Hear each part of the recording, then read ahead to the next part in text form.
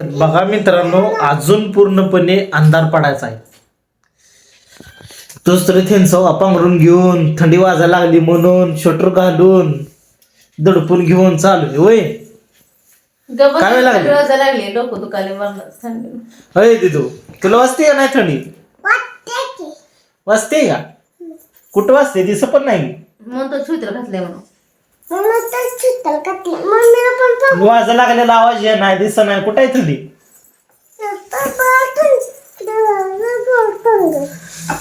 तर हो गायला थंडी वाजायला सुरू झाली. आणि तसं म्हणायला गेलं तर यावर्षी थंडी पण भरपूर आहे मित्रांनो, कारण की पाऊस जितका पडलाय का नाही प्रमाणाच्या बाहेर थंडी आहे बघा.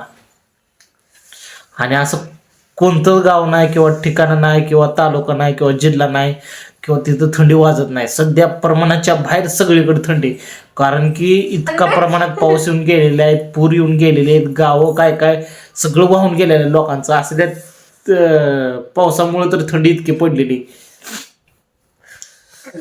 बर्फाच्या ठिकाणच्या लोकांची काय हालत असते त्यांना सवय लागलेली असते. आपल्याला वर्षातून एकदा 3-4 महिने थंडी असती पण कमी असती.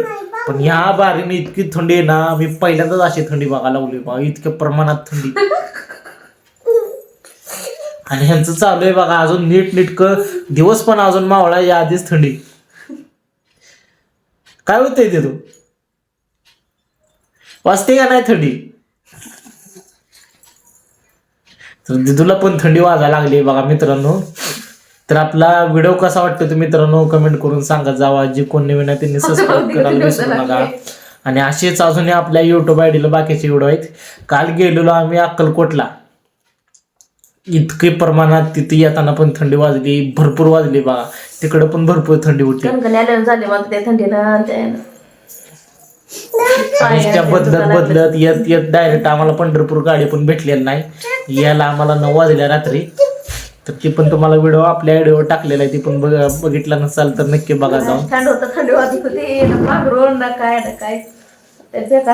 आणि एकदम मस्त काल अमावस्या होती पण एकदम मस्त दर्शन झालेलं आहे बघा.